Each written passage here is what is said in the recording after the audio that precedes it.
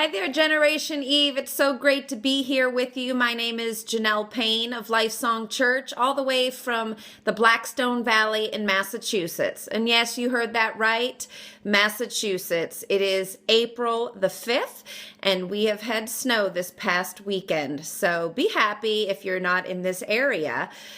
Because it is indeed spring. However, it's acting like winter in New England.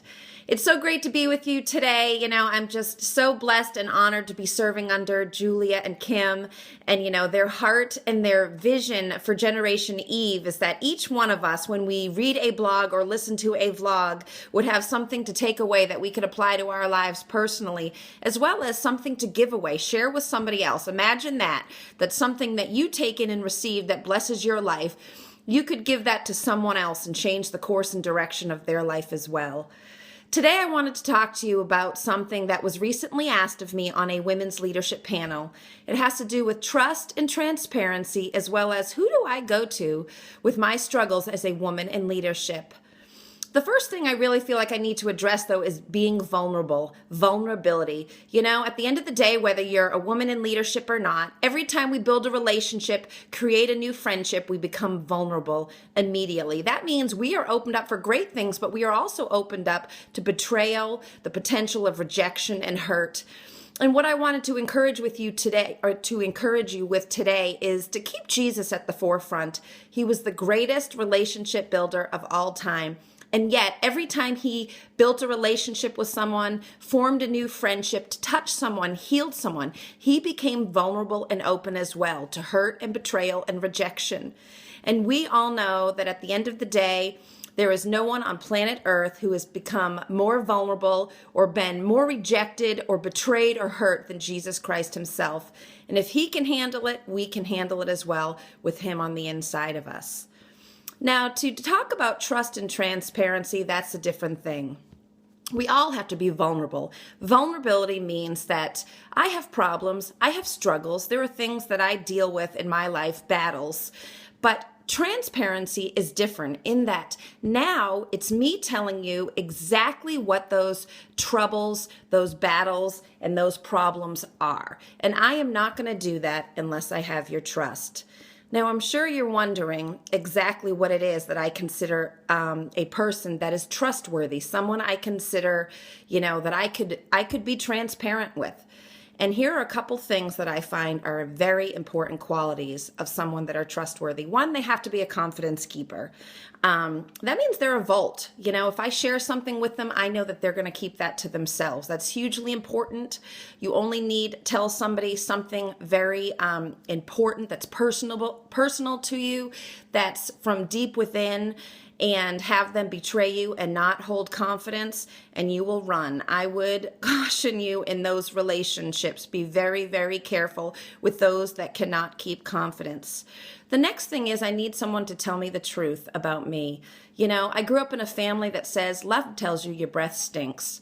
And it is true. I believe that if someone loves you and cares about you, they're going to tell you the truth about you.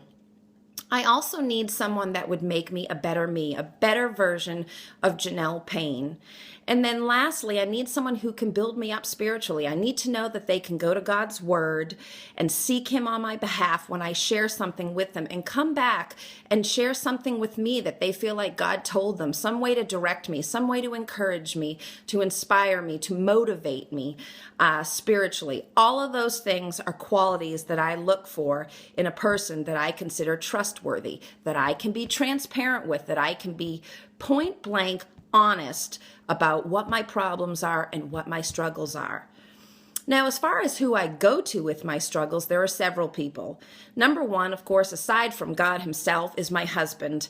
And I know it may sound cliche, but he really is my best friend. He's somebody that holds my feet to the fire. He encourages me spiritually. He definitely tells me the truth about myself.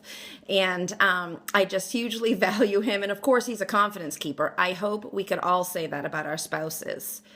Then next, I also have unbelievable praying, God honoring, Christ following, and God fearing parents and in laws.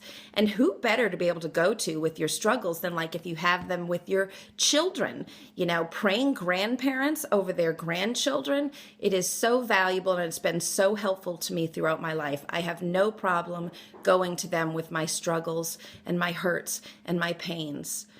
And then also I have somebody that I would call my upline.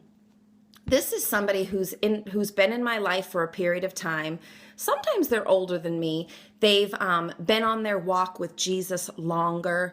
There's a maturity level there. There's somebody I consider a mentor, somebody who has led me, and somebody who's available. You know, lots of times we have people in our lives that we want to mentor us, and that we want to be able to call in a pinch, and they're not available. And you know, that's not their fault. Everybody's busy, but I would highly suggest to you that if you have somebody that you could go to in your life that's a mentor, somebody who's led you, that would seek God in your behalf, make sure they're available. I've had this person often say, you know, I was thinking about what you shared with me, Janelle. I was praying about it. Here's what I feel like the Lord showed me for you. And it has been so valuable in my life.